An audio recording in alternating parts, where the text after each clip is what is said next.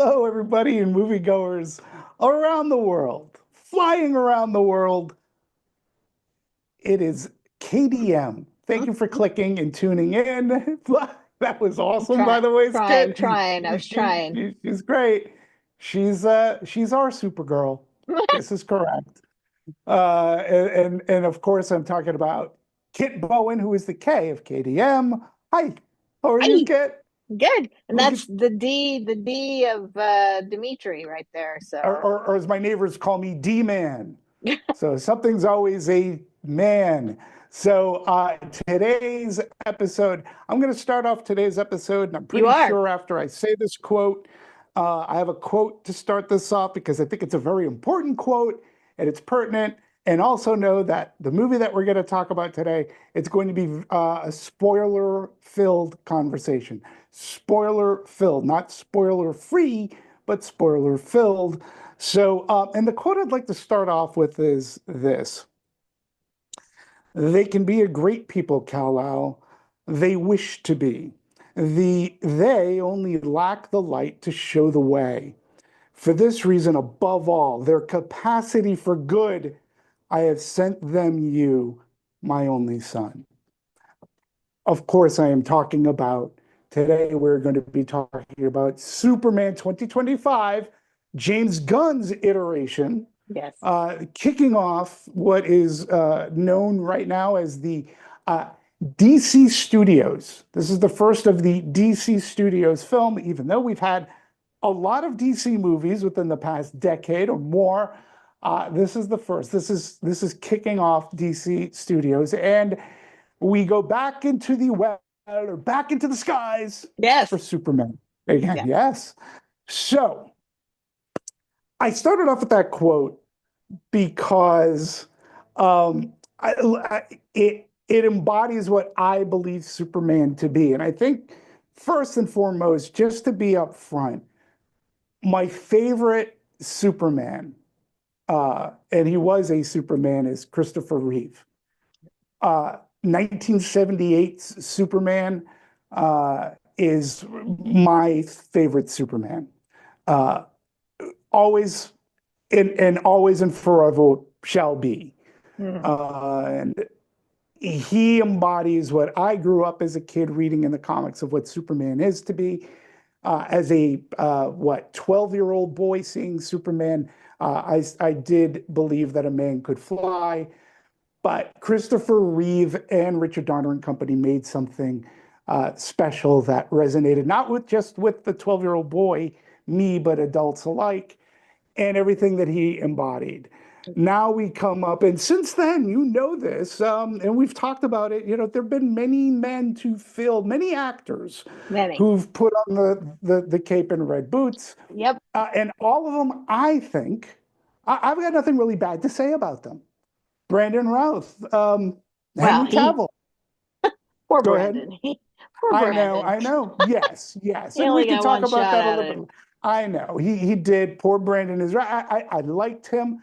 I liked Henry Cavill. And I like this David Cornsweet too. I think he embodies, he's a good Superman. Yes. The movie itself, Not so good. not so much.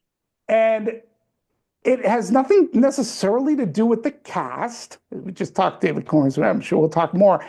I blame this all on James Gunn. Mm. I honestly believe that James Gunn is when is he going to stop trying to recreate Guardians of the Galaxy? Mm.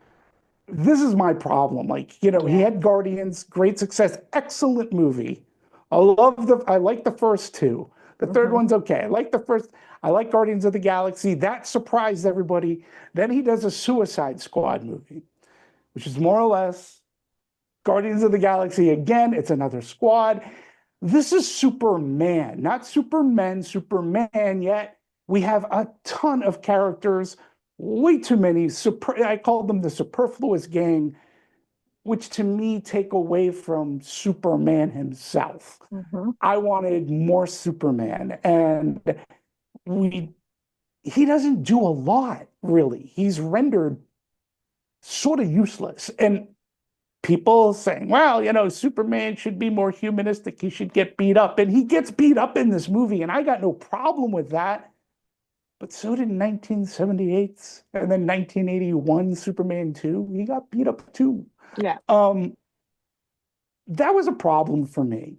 And then now we're going to get into some spoilers. The reason why I brought up that quote is this movie does something that I didn't see coming at all. And it has to do with Superman's origins, like where he comes from, Krypton. And James Gunn decided to do something that I was initially on board with. Like, I'm not going to rehash his origin No. story. What? Right. Everybody knows about it, right? Right. We've seen it a billion times. Right.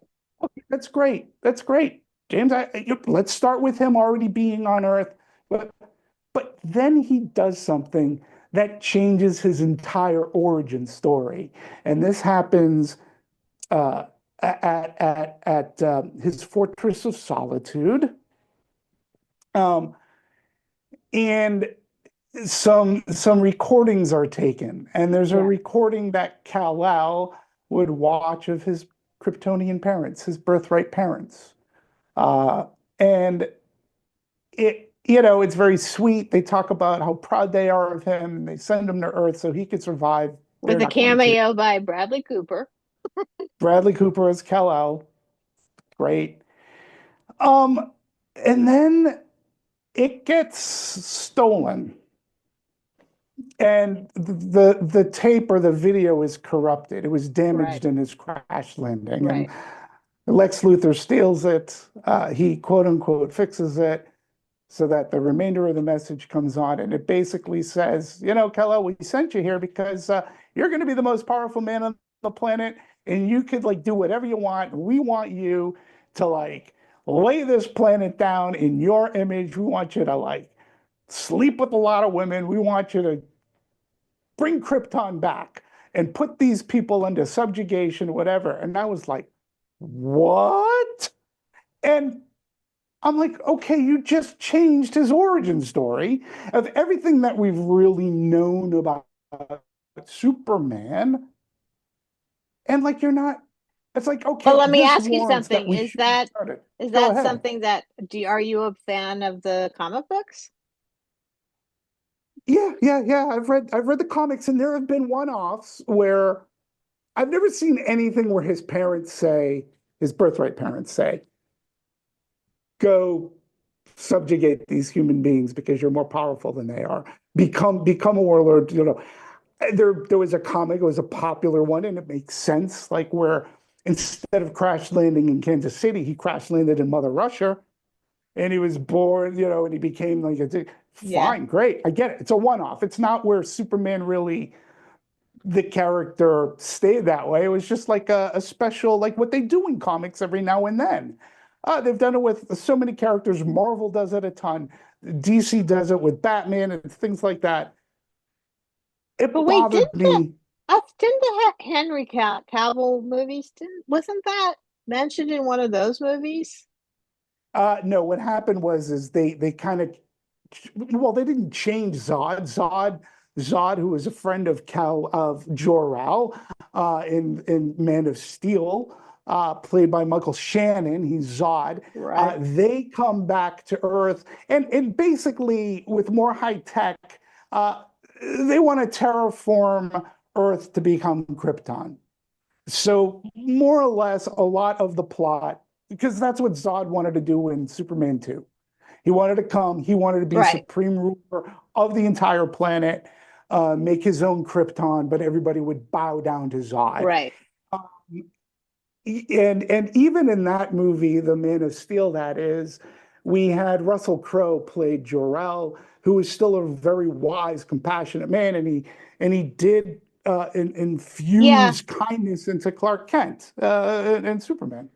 Well, when I start talking, no, it's okay. You can finish. No, go. Well, I'm just saying that I think it changes everything. Well, kind of, but not really, because he never heard that part of it. So for him, he still believed in. And the only reason why I think it was a plot device for Lex Luthor, for people to, go against Superman. And that's the whole thing. I mean, people love him and then they hate him. Then they love him and they hate him. It's like Spider-Man, same kind of thing. Even in the Man of Yeah, Steel or whatever, they hated him at one point. but But it pits. what I thought it was interesting was that he was in trouble.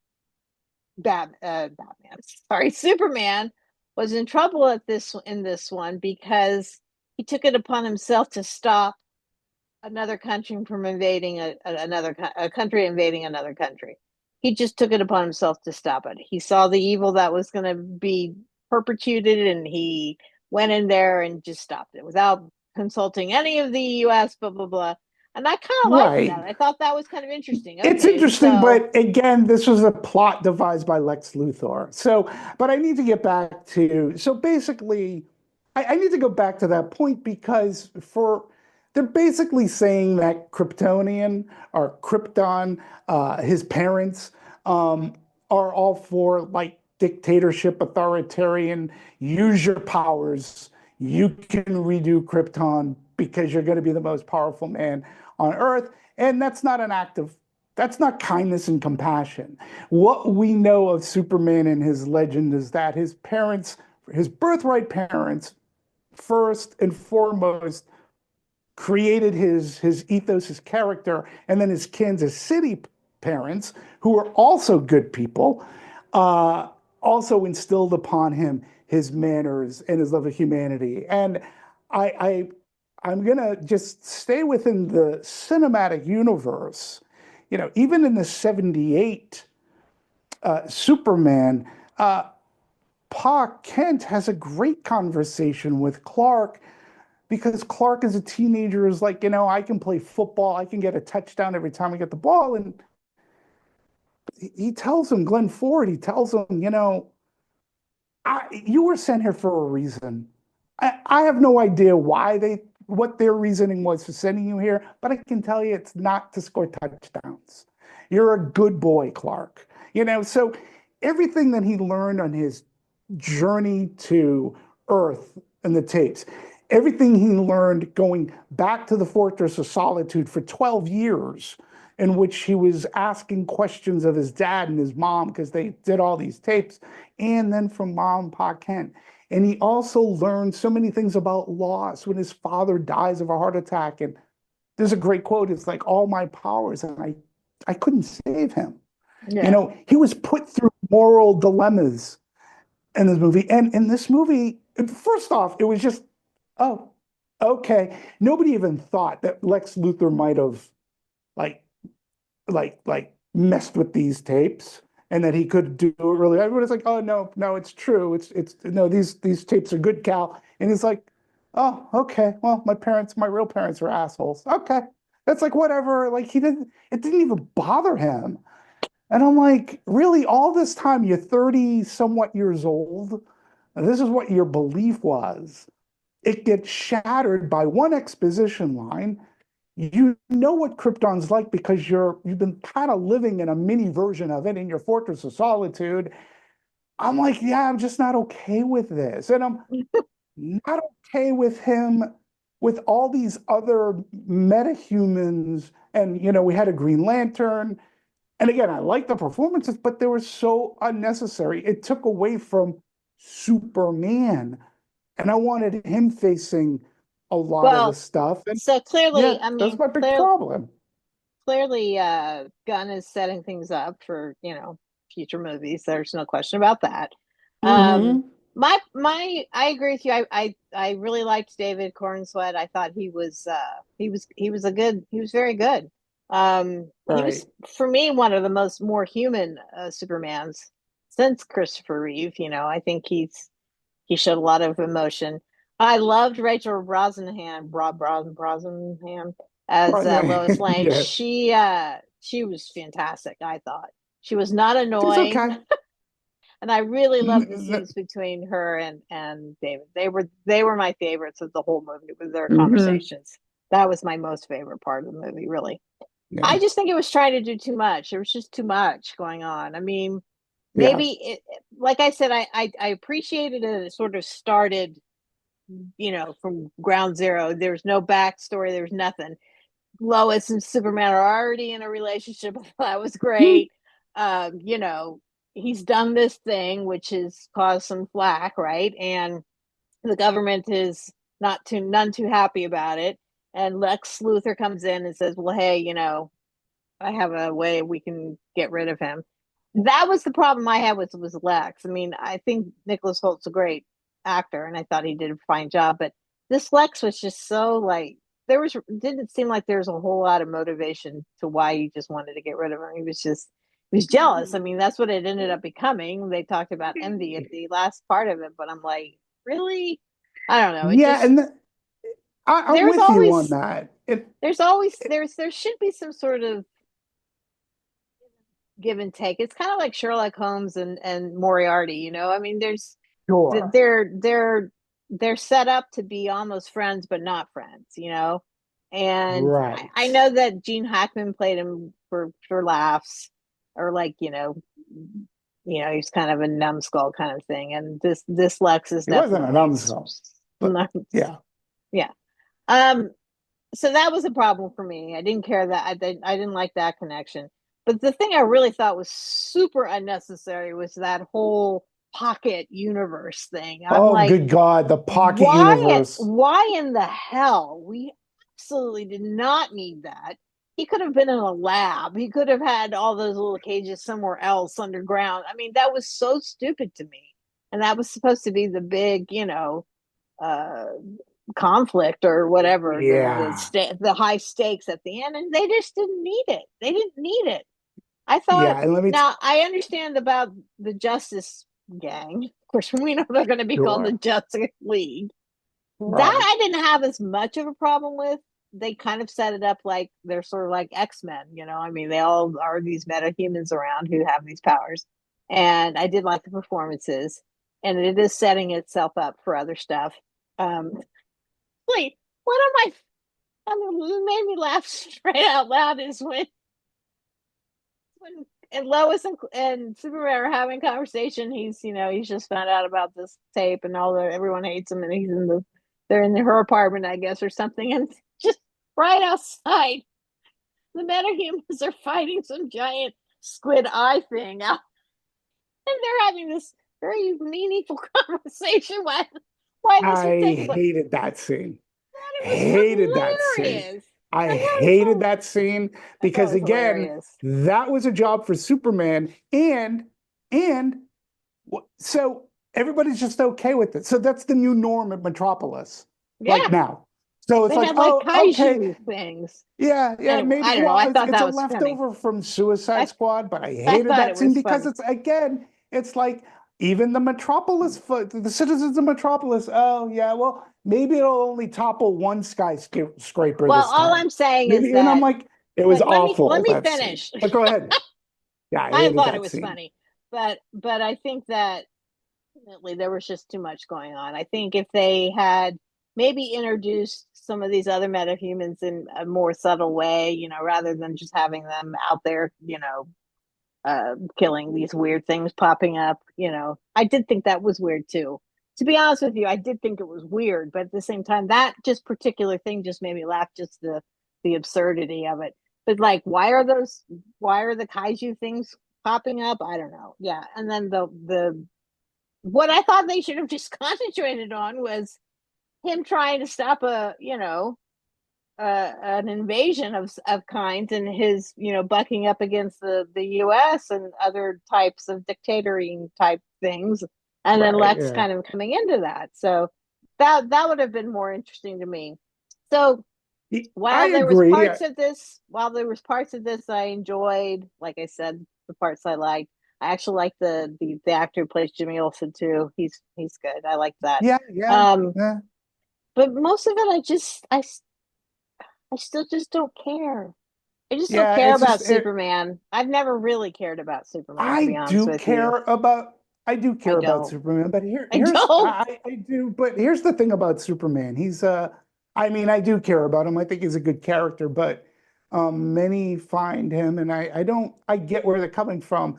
He's kind of boring. Yeah. Why? Well, he is a Boy Scout, which is great, but he's so all powerful, right? That like, you know, it takes a lot.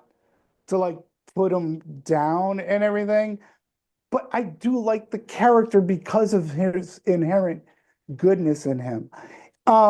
You know, when you're talking about Nathan Fillion, okay, so his character is Guy Gardner.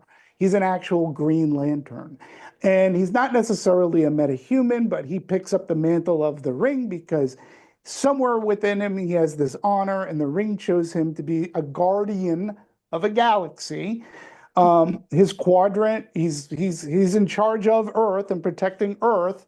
Um, but he's also like the other thing that has always made Guy Gardner like fun to watch is because he's always a bit of an asshole. Like Right. he's very flip, and Nathan Fillion played him great. And this one of my favorite scenes is when he's like at this in like um the invading force, and he drops in the middle. He's using his Green Lantern power, and every tank he blows up ends with a like a finger, like a Yeah. Green Lantern finger. And I was like, that was funny to me because that's Guy Gardner.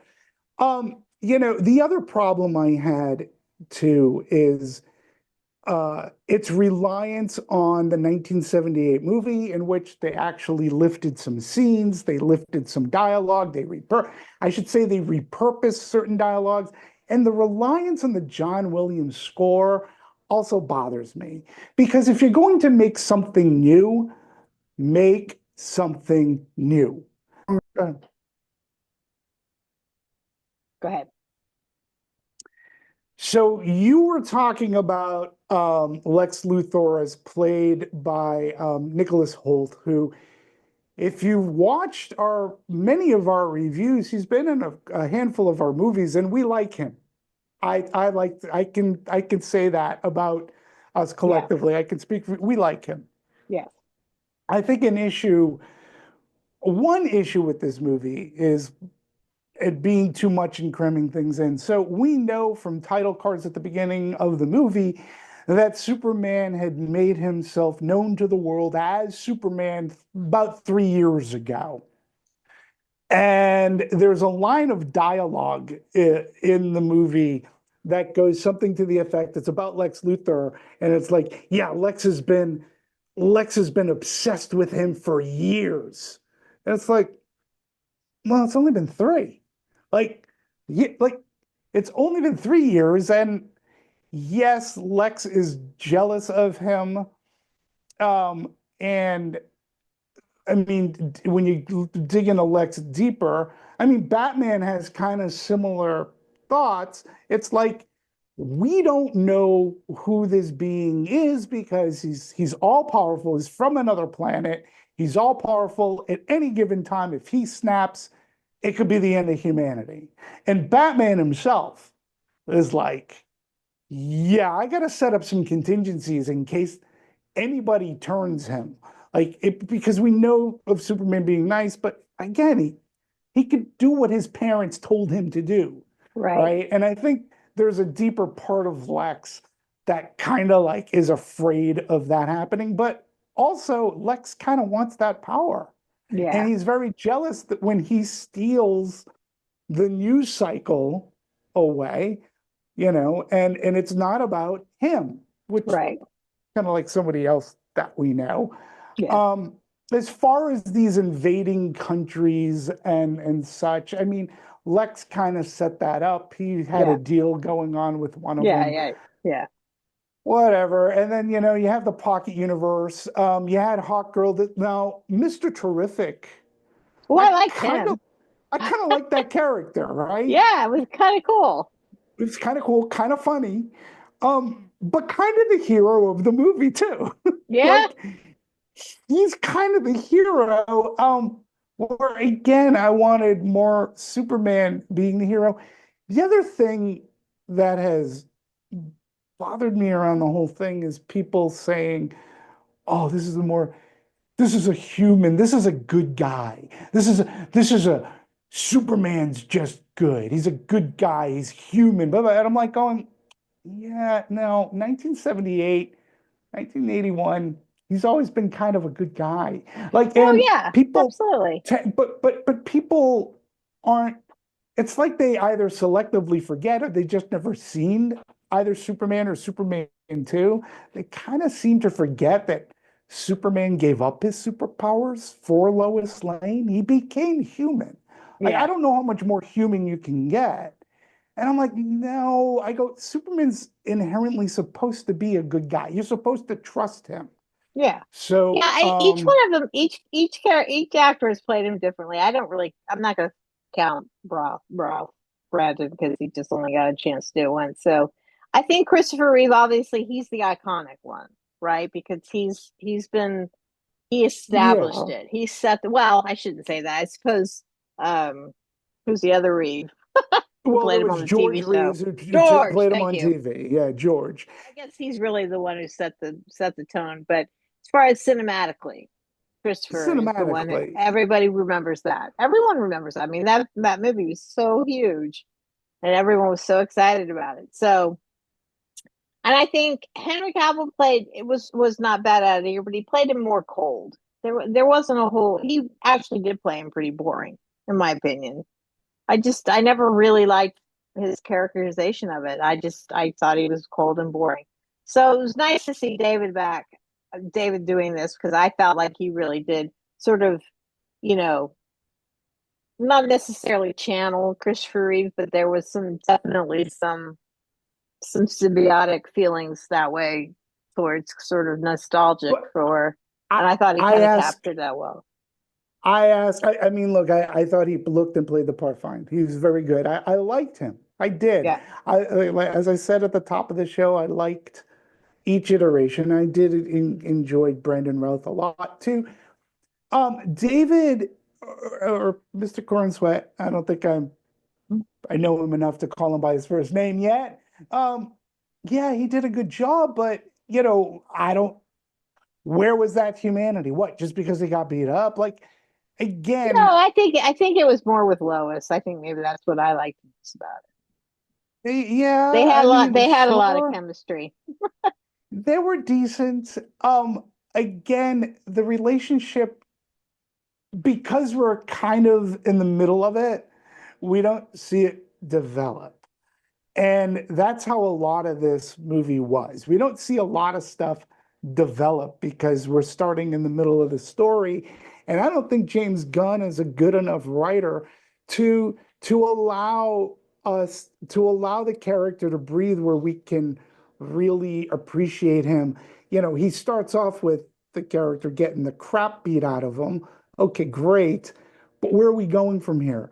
Um, is he any more humanistic than than Reeve was? No, not even close in my estimation. And yet the movie wants to be has its own identity. Yet it lifts from that movie and the soundtrack. They lift from the John Williams score, and it's like, dude, you want to move forward? Fine, do it. Don't use that score. Make your own. You're a talented guy. I'm sure you have great relationships with composers. You could have come up with something. Stop relying on 1978. Don't go to the past, go forward. And that to me too is a problem with with this movie. I'm not sure what Peter Safran and James Gunn are going to do with DC Studios and where we're going next because this movie is completely different from the Batman movie with Pattinson. Okay. You couldn't Yeah, get two more stylistically different movies, and I want to know that's how true. that's going to gel. Yeah. I don't know how that's going to work. I don't know. I know people have loved it. It's broken records. It's been great for business, great for box office, which is fantastic. Worldwide, it's done okay. Albeit Jurassic World overseas has beat it out, which is crazy. People go crazy for dinosaurs still, which is great Yeah. too. It's It's great for awesome. us. Um, so yeah, ultimately the movie just ended up making me very angry. I don't Oh even no. mind if you're going Oh to no. change the Angry, angry, mythology. angry, angry alert. Well, again, I don't mind if you change the mythology of Superman. You want to do that? Great. Show it to me. Don't give me a line of dialogue that does it. Show it to me. They also, his other major change too is Pa Kent is still alive, Hmm. so, Yeah, and for sometimes he you, dies, sometimes he lives. yeah, and Is he sometimes he supposed to be chooses to dead? die. Yes, yes. I Oh, mean, okay, okay. again, it's one of the big things, and and for you, for the Howard Stern fans out there, apparently James Gunn is he's friendly with one of the characters on the Howard Stern show, Richard Christie, who's from Kansas, and he had the two actors playing Mom and Pa Kent talk to Richard Christie's parents, who are from parents, to get the lingo down and stuff. And there was a mention of a taco place that Christie has talked about on the Howard Stern show. I was like, oh, that's actually kind of interesting. That is diving deep. No other show is talking about that kind of trivia for you. So to say that I don't care about Superman and what's going on, fooey on you. Fully on you. Yeah. Did you I see it in just, IMAX? How did you see I the movie? If did. I may please I ask, did see it in how IMAX. and how was it in IMAX? Right. It was also Like, 3D. oh my God, you saw it in 3D too, huh? Yeah. How Yep. how did that translate? It looked fantastic. Yeah. I mean, it looked great. I mean, IMAX is definitely uh a viewing thing, and the 3D wasn't too annoying. Right. I liked it. And there's a really good IMAX screen near you too. Yes. That's a legit that's a Yes. great IMAX screen. So another little piece of trivia too. We talked about the Pocket Universe. Have you ever done the ride Guardians of the Galaxy Breakout? Have you ever I done have that ride at not. Disney or I have California Adventure? not.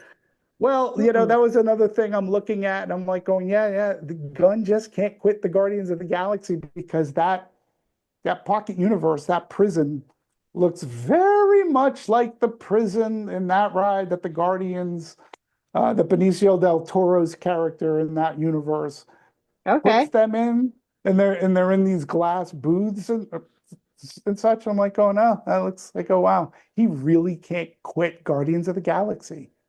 I'm like, so that's another deep dive for you folks who have had the pleasure of doing that ride. It's a great ride. It's a great drop ride.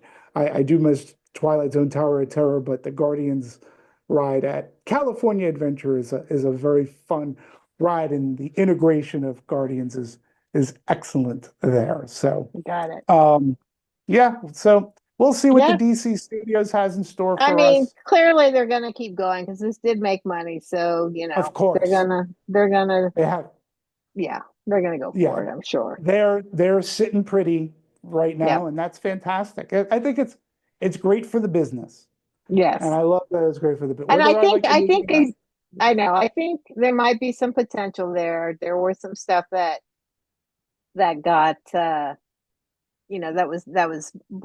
was introduced, I should say, that I'm sort of interested in, like the Justice League, to see where that might go. And you're right. He is he's chasing that Guardians of the Galaxy dream all over the place. So maybe he hopefully will learn some lessons and make it a little less like that and more. I don't know. I don't know. I don't I know. just want a worthy Green Lantern movie between you and me. No, listen, the Green Lantern comic books for me are fantastic science fiction, truly fantastic science fiction. There are some great stories within that Green Lantern universe. Now that he's setting up like Guy Gardner, I would love for there to be a Green Lantern movie. I think we might get a series. I think there might be a Green Lantern series. I think. I don't know. That universe needs to be explored because again, the types of stories that could come out of it, I think are fantastic. So that me personally, that's what I'd love. And I can't wait for the next Batman, the Batman, because I was a big fan of that Batman And movie. Very The big fan. Penguin series too on HBO was Yeah, amazing. uh-huh. So yeah, they've created an So interesting universe for the new kind of the yes. 2.0 Batman. All right. So what do you give Superman out of the 5 stars? What do Uh, you I would what give do it you give him? 3. 3. Outside of the acting, I think I'm giving it two, which is very liberal because of the performances, and I can't take away from Corn Sweat. He was a good choice, I think, to play the Man of Steel, the last son of Krypton. I just wish he had better material to work with because I really think that he could. I really think he could fly. Well, who knows? Maybe he'll So tone it down and in a little bit because, we'll like see what we happens. said, it was just too much going on. So yeah, give it Yeah. another shot. So Okie yeah, doke. that was great. So Yeah. obviously, let us know what you think. Who's your favorite Superman and all of that, and like, subscribe, tell your friends about the KDM podcast. Hope you're enjoying yourself, and we will return with what is the next one on the I mean, we've got superhero on this we've got the bandwagon. Fantastic Four. We've got the Fantastic Four coming up. Well, we also have the Naked Gun coming up, which I'm looking forward to. I really am. And Christy can Every do that podcast. I just have no desire. oh, I big fan of the Naked Gun, and this I've one never looks seen like one of them. you're kidding me. Nope, You've never seen a Naked Gun movie, I and have not. you call yourself a critic. You never watched That's what it Police is. Squad even, Nope. but you watched Airplane, I did watch Airplane. and you didn't see the Naked Gun. No, I didn't care. Fascinating to me, but it's like Sometimes I just fascinating. don't care. And some, Like and that. I'm the same way. We all have our just don't cares in the world, Yeah. which makes us Anyway, all we'll unique. figure it out. But Yeah, definitely Fantastic Four. We'll be back for that one. So stay tuned for that, absolutely. everybody. All right. Thanks, Steve. We'll talk to you soon. Thank you, and happy pre-birthday. I know it's a nice weekend for Oh, you, so just have to share that with you, and we'll talk, and hopefully we get to go to a movie together very, very, yes. very soon. Yes, All absolutely. right. All right. Okay. Bye. Bye.